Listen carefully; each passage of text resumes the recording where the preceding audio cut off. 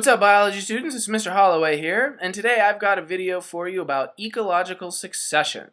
Consider a brand new environment, an environment that's never been lived on before. This is some prime real estate right here. And if you remember from one of our previous videos, pretty much every surface of the earth that life can live on, life does live on.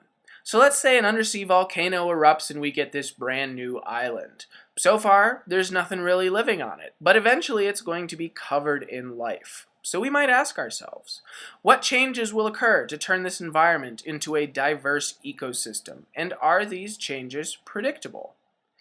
As it turns out, they are predictable, and the term ecological succession describes these predictable changes that occur to ecosystems over time, and turn these once lifeless, barren places into rich environments like the one we see here that are literally covered in life from top to bottom. Primary ecological succession occurs when we have a brand new ecosystem. It begins from scratch in an ecosystem that has never really been an ecosystem before. There are no remnants of any previous ecosystems. We're literally building something from nothing. And this process takes quite a long time because the ecosystem is getting built from scratch. There are basically three stages to ecological succession. First is the pioneer stage. And during the pioneer stage, we're going to be getting a lot of small, not very woody plants moving into the environment. And in the case of primary ecological succession, which starts on bare rock, that means we're starting without any soil. And so these really important organisms called lichens, they start to move in and they start to create soil. Lichens actually are a symbiotic relationship between a fungus and an alga. The algae photosynthesizes and produces food. The fungus sort of dissolves rocks in order to get minerals and nutrients. So the lichens move in. They don't really need soil to grow on. They can grow on bare rock, but over a great many years, they're just going to start to break that bare rock down into soil. And as they start to create a little bit of soil, which we can see there, we start to get other plants moving in, and we get small annual plants moving in, plants that may grow for a year, produce seeds, and then die, and then hopefully the seeds will grow up again next year. Over time, as we get more and more soil starting to build up in this environment, we start to get more and more plants. Perennials start to move in, plants that go dormant over the winter months and then grow in again the next year. And they're able to do that because they've got a substantial root base that can grow in this newly formed soil. Now that we've actually got some stuff living in the environment and have some soil established, we move on into the intermediate stages. And during the intermediate stages, we start to get bigger, woodier plants coming in.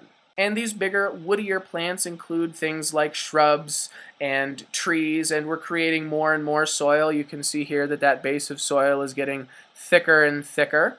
And our environment is becoming more complex overall.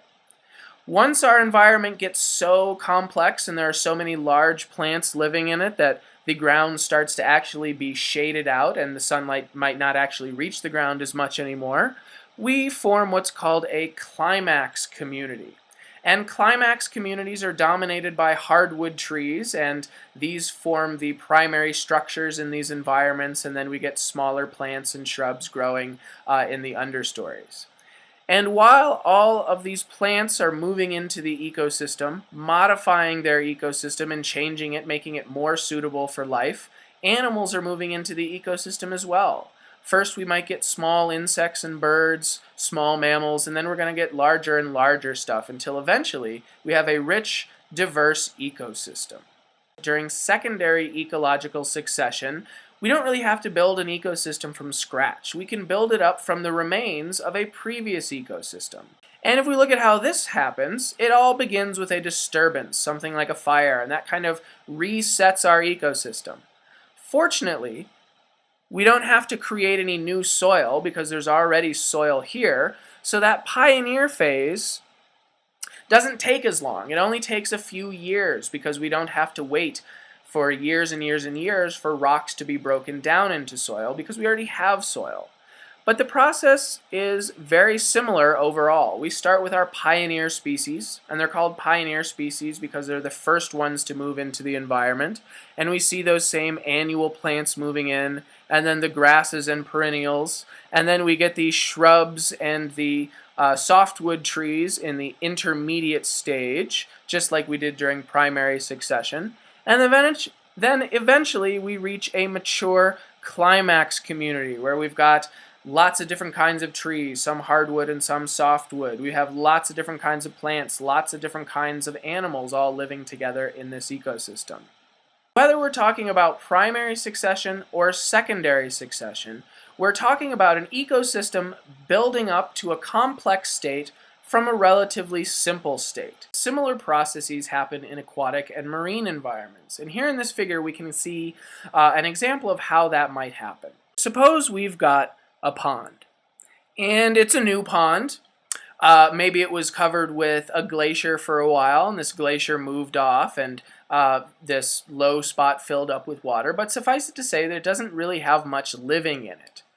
Pretty soon it is going to have things living in it though, and as some of these organisms start to move in, like algae and paramecium and small creatures like that, they're going to start forming the base of the food chain. And additionally, as these organisms die, they're also going to be forming a base of nutrient-rich sediment on the bottom of our pond. That nutrient-rich sediment gives a place for even more sturdier plants to grow. Those sturdier plants provide even more nutrients and more habitat to even larger animals like our crayfish and like our bluegill here. And ultimately, our ecosystem is going to become more and more complex over time. And if we really let this pond go for a long time, those sediments are going to start to build up, and we might eventually turn our pond into something like a swamp or a wetland. And if we let that go for an even longer time, it might eventually fill itself in and become a forest. And once it becomes a forest, you're going to see a very different group of organisms living in it than you did back here at the beginning. So at all levels and in all different kinds of ecosystems, ecological succession will occur, and ecosystems will change over time. And it's interesting that it ends up being a sort of predictable pattern no matter what kind of ecosystem we're talking about. And the big idea here is that ecosystems regenerate themselves following a disturbance when they are able to. And that when they are able to part is a really important part because human activities have a big influence on the environment, and some of our activities may prevent or alter the course of ecological succession and may have long-term consequences for what an ecosystem is capable of and what it's going to be following a disturbance. In this picture here, you're seeing a pretty weird example of ecological succession. This facility used to be an amusement park down in San Marcos, Texas, but the amusement park went bankrupt or went out of business or something like that happened, and the University of Texas purchased this facility as a research facility. Now obviously they're not really keeping up with the maintenance of the rides, and you can see that because they're not maintaining it, the ecosystem is changing, it's regenerating. Plants are moving in and nature is basically taking over this landscape again because humans aren't preventing it from happening. However, there's an awful lot of things that humans are capable of that may prevent an ecosystem from being able to come back. And so it's important to be aware of how our actions may affect the course of ecological succession over time. But in all cases, ecological succession is going to begin following a disturbance. And a disturbance is anything that causes a major disruption in the environment. And disturbances can be natural, like forest fires, hurricanes, volcanic eruptions, tornadoes, droughts, or even the retreat of a glacier over time. And as these natural disasters occur, they're going to cause some disruptions to the environments that they hit.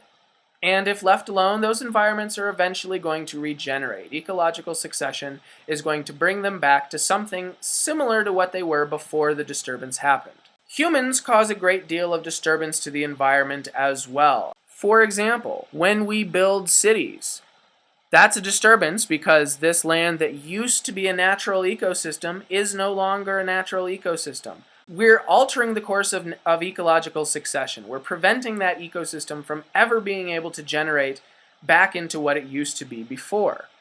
The same is the case when we build a farm. Because farms are managed lands, they're not going to be allowed to go back to what they used to be before we came in and removed the natural vegetation and replaced it with crops. Now, that's not necessarily a bad thing, but there are better and worse ways to go about doing this, and there certainly are ways that are more environmentally friendly than others.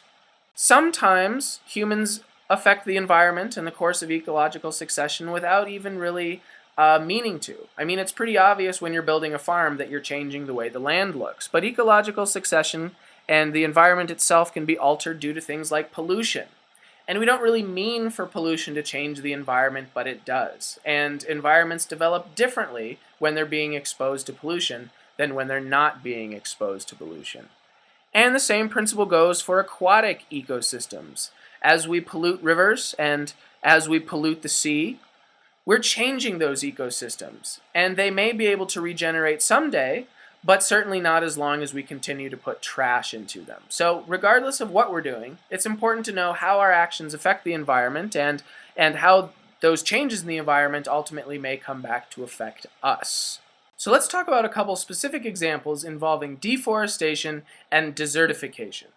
Now, deforestation is when we deforest the land. We remove any natural forest habitat from that piece of land. And we might do that because we wanted to build a farm or a housing development or a shopping mall, or maybe we did it just because we needed timber to build something somewhere else. But in any case, deforestation has a negative effect on the land because it's not just the plants that we're affecting by cutting them down. We're also affecting everything else in the food web that depended on those plants.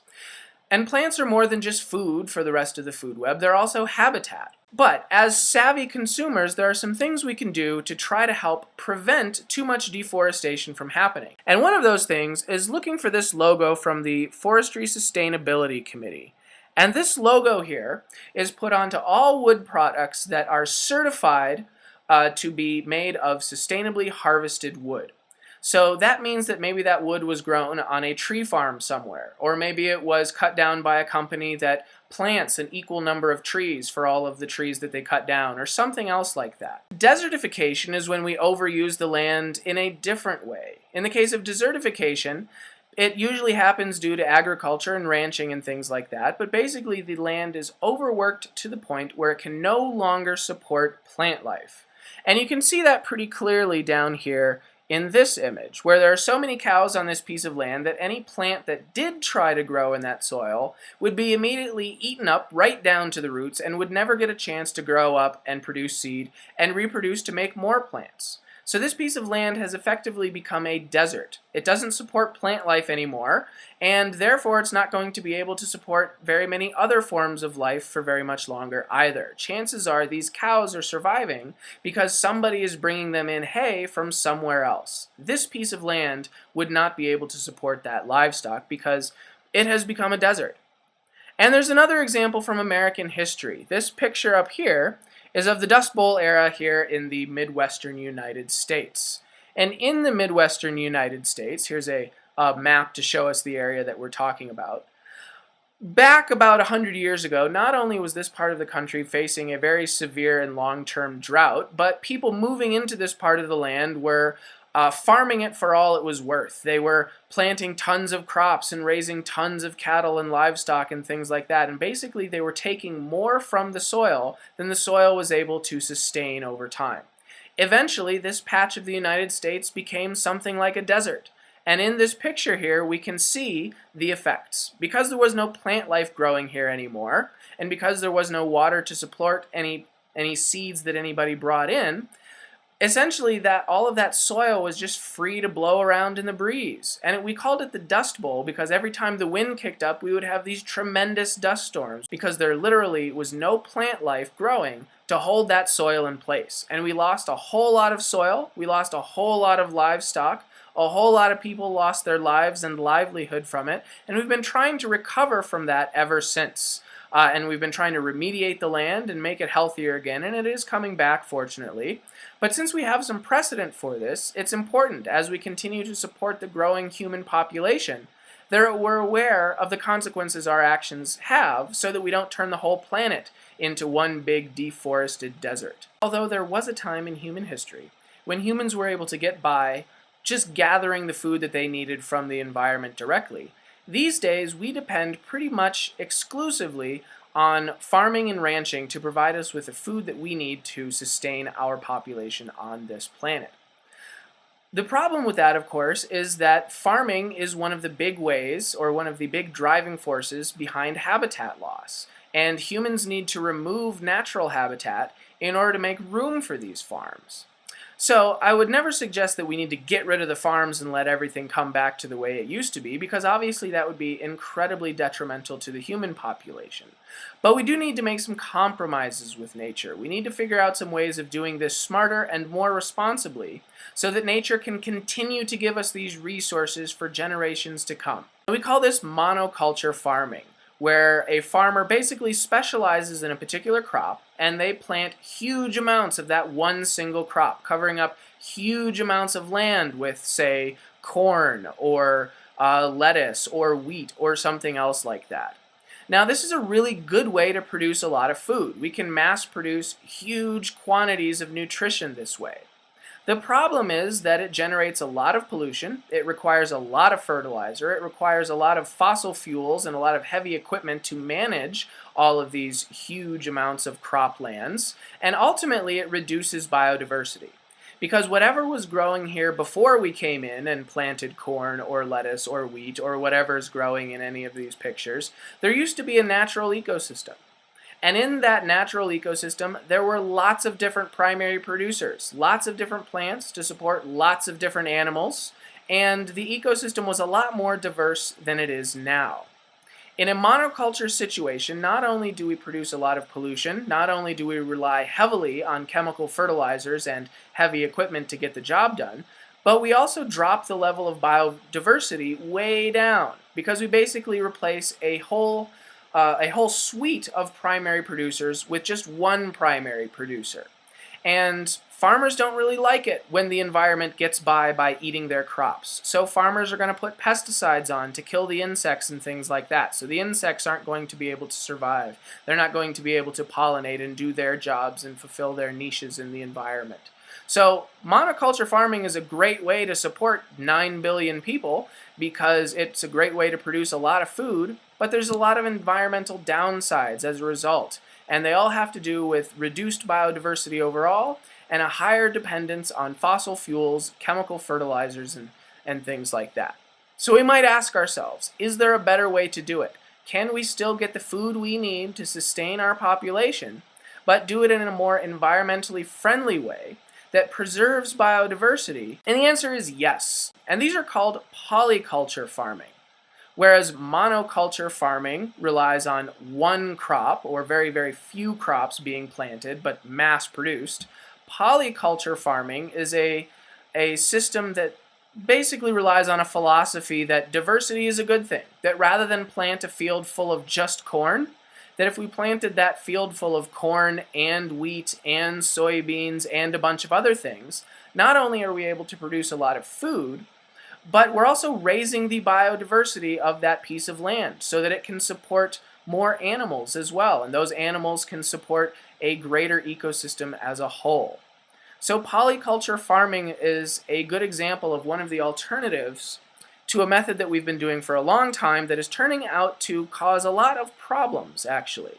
And we see a lot of pictures here of how that might be accomplished, from the backyard gardening enthusiast who may just plant a whole bunch of crops wherever they have space, to small patches of forest being carved out to plant something, but without removing the entire forest, so the forest can still sustain a variety of life, to planting coffee trees underneath other trees, so that the birds can live in the tall trees like they like to, but human beings can also harvest the coffee that's growing underneath and sell it and make a profit. And it all comes back to this. Why is biodiversity important? It is very important for the ecosystem because biodiversity helps an ecosystem to function. But ultimately, a functioning ecosystem has a direct benefit to mankind because a functioning ecosystem is able to provide us with a lot of goods and services that humankind relies on, from food, fiber, and fuels to the oxygen that we breathe. And we need to protect the ability of our ecosystems to provide us with these services, Because if the ecosystem wasn't able to provide us with these services, we'd have to do that job ourselves. I read a study recently that estimated that if humans had to take control of pollination on this planet, if humans had to do the job that natural pollinators do for free, that would cost us billions of dollars a year to do that job. And that's just one thing on this huge list of things that the environment does for us. So, as our population continues to grow, it's important to be aware of how that growing population is going to affect the environment, and it's going to be important to make plans for our future that involve protecting that environment while also providing for human needs. And that's the essence of what we call sustainability. Ultimately, we want our population to be able to sustain itself on planet Earth for as long as possible. And that's why we need to strike a balance with our environment, so that not only can we sustain our own needs, but we can sustain the needs of our planet, so that our planet can continue to support us. Alright, that's all we have in our video for today. Thanks for watching, and remember, you can go back and watch this video as many times as you need to make sure that you've got the concepts and understand the vocabulary.